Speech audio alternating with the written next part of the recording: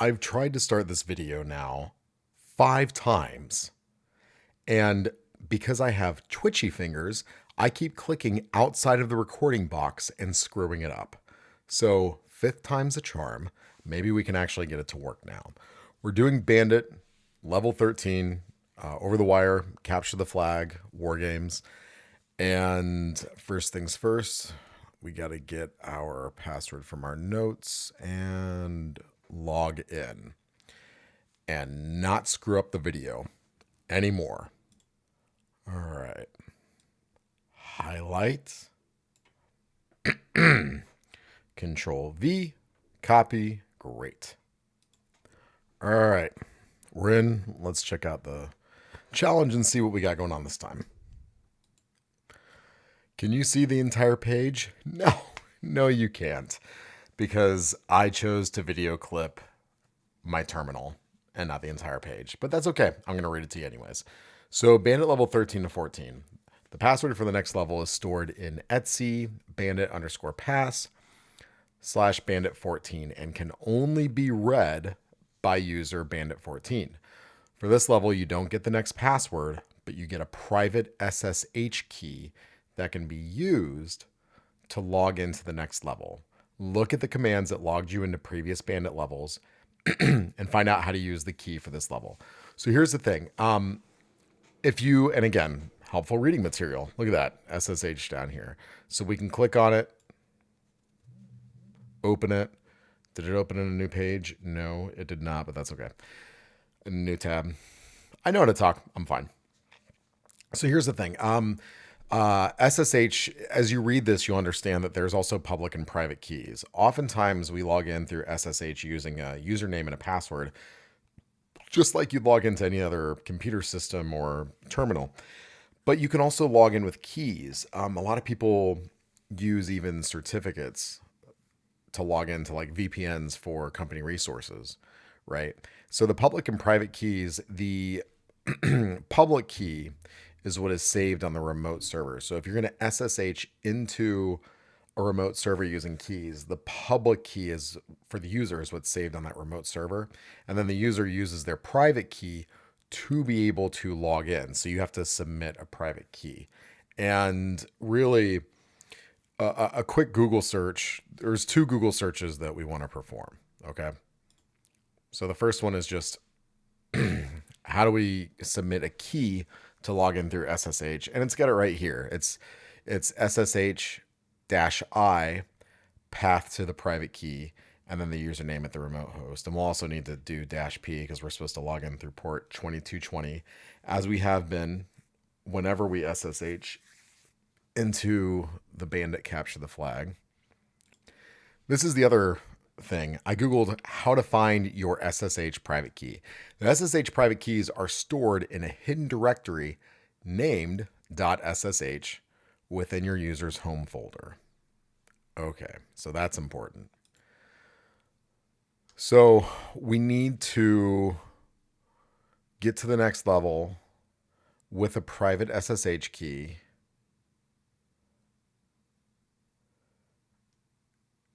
And read the password. So in other words, we need to SSH from where we are now. Or we can also copy it. That's important. Okay. The reason I said we can also copy it is because there's this little command right here called SCP, which I think I've talked about SCP in our previous Capture the Flags, but maybe not. So let's get started. Let's just start rooting around things. All right, so we're going to take a gander, ls-lah, see what we got going on here. Oh, look at that. It's actually right here. It's ssh key.private. Okay, so that's actually the SSH key we need to use. Now, what I want to point out is that Bandit 14. So right here, this is the owner. And the user. No, so this right here, this is, wow, I need to learn to talk today. This is the user owner name right there, and that is the group name. Okay, so the user is Bandit 14, but we have to be able to be Bandit 14 in order to read the password. But because it's group Bandit 13, we're able to use this. So as the user that we are now on this SSH key.private, we have read permissions, because this is the first set of permissions. The read, write, execute permissions are the user owner. And then the second set of permissions, which is R dash dash, which would be stands for read, and then write, and then execute. These permissions right here are for the group, and we are in Bandit 13 group because we are Bandit 13. So we can read the file that, oh, you know what? There's a hint right here, and we can also read the hint file. So let's actually cat that and see what we find. Oh, interesting. We've already been on the page with information. That's what I showed everybody at first. This level is not broken. That's funny. Okay. Log out and see one.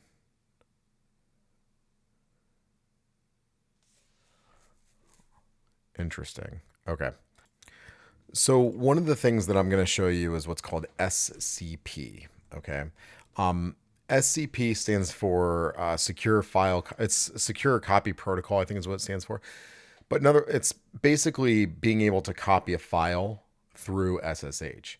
Now we have SSH access to this server that has all these different users, so we should be able to use SCP. And SCP can be used to copy a file. I need to learn how to talk. Copy a file from our local computer onto that server and vice versa. Okay, so we can pull that SSH key onto our local computer and then log in via SSH with that private key that way.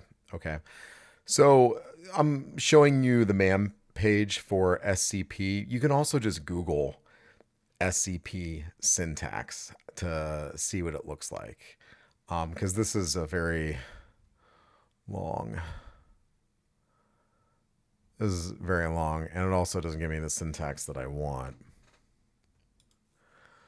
So really with SCP, if I'm on my local machine and I want to pull a file, it's going to be SCP, let's see, the syntax is going to be SCP, the port, the username, which is bandit13, and the host, which is bandit.labs.overthewire.org, and then semicolon, and the remote file, and then the new local file.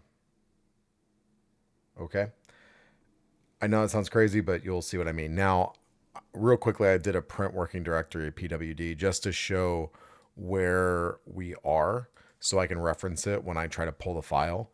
And we need to know that it's sshkey.private. So I'm in the OverTheWire directory that I'd made on my local computer, which also has our notes. And let's see if we can make this work.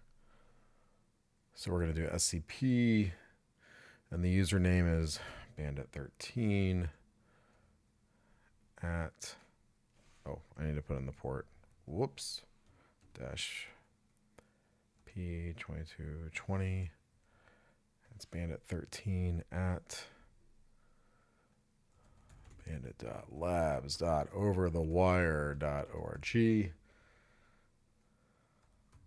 colon, the remote file, which is going to be home bandit13, and then sshkey.private. Now, the important thing to remember here is that this right here, this is the absolute path. Okay. And whether you're working with Windows or whether you're working with Linux, when you're pulling files or copying files or remotely pushing files, you have to oftentimes use the absolute path, where you list the very root of the machine and all the directories or folders that leads to that path of where either the file is located or where you want to put the file. So that's That's an important thing to remember. Always be able to work with paths and verify your paths.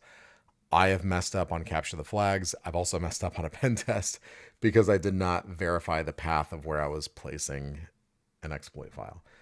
And then the new local file is going to be in OverTheWire directory where we are, and we're just going to call it SSH, key dot private. Let's see if this works.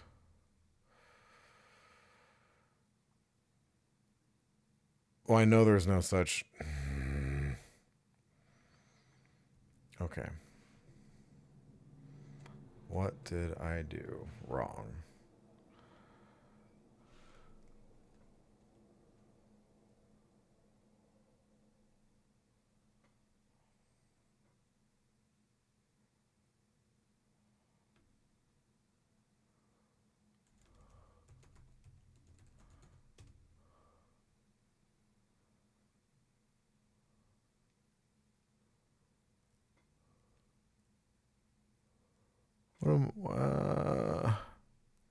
What am I missing here?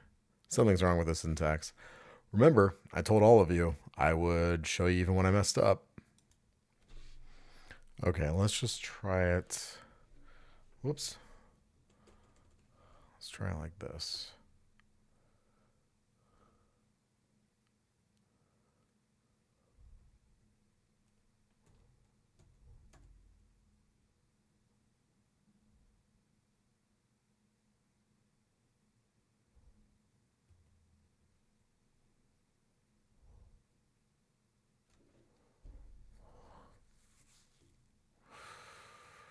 Right. What am I missing? Okay, so a few things here. I guess renaming the file didn't work, so that's why I put a dot here just to put it in the current directory that we're in, which is OverTheWire. But the other thing that's not working is the P. When you're using SCP, using a different port, you have to use capital P. So let's see if this works.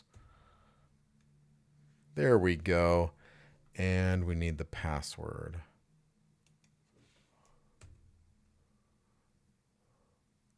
Bingo. And if I ls, there's the SSH key.private. So remember I said we need to figure out how to use an SSH key. Well, it's really simple. You just use -I. Okay. So we're going to reconnect to Bandit over the wire as Bandit 14 -P220 -I SSH key.private.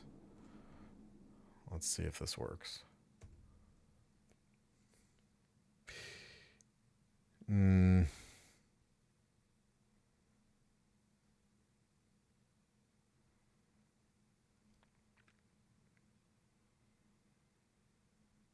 Interesting.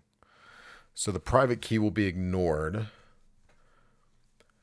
because the permissions are too open. It is required that your private key files are not accessible by others. Okay. Well, we don't have the password, so let's do an LAH in our current directory.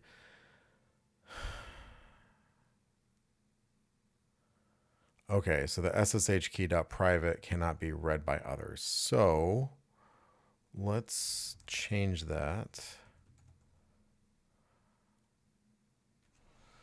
How do I change that? All right. Okay, so this is how I just Googled chmod, because that's how you manipulate permissions on a file, to remove permissions for others. So chmod O for others minus whatever the permissions are. And right now the permission for others is read, so we need to remove that. So we're going to do O minus R SSH key.private. Put in my password, which you're not allowed to know. Huzzah. Now let's see.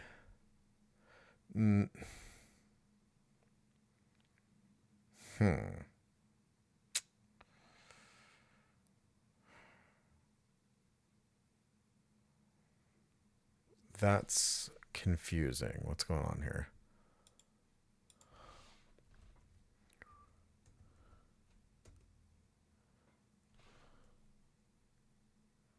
Okay, so I looked up the, we're just going to get rid of that. Okay.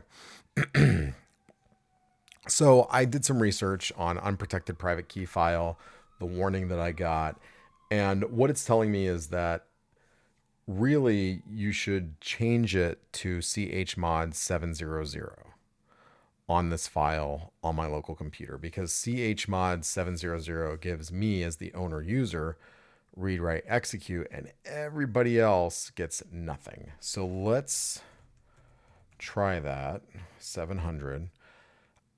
This is kind of outside the scope of the video, but it's worth looking into chmod for modifying permissions on files and directories and understanding what the numbers are. The read, write, execute are given these number values. One of them is a number value of 4, one of them is a number value of 2, and one of them is a number value of 1. And so, if, like, let's say you only want to do read and write, well, then it would be like a chmod 600. But if you want an execute, it'd be a 700. So it's important to go just kind of understand that. But we're going to do this right now. SSH key.private /LH.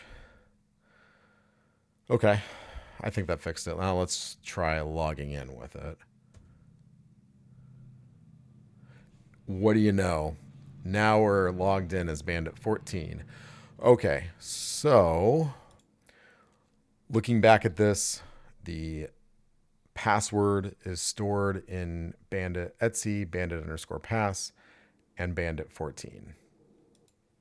So we're going to navigate to that. I like to use the clear command just to clear stuff out because it gets noisy in the terminal sometimes. So we're going to go to Etsy, bandit_pass. There we go. And there's, where is it? Bandit 14. There we go.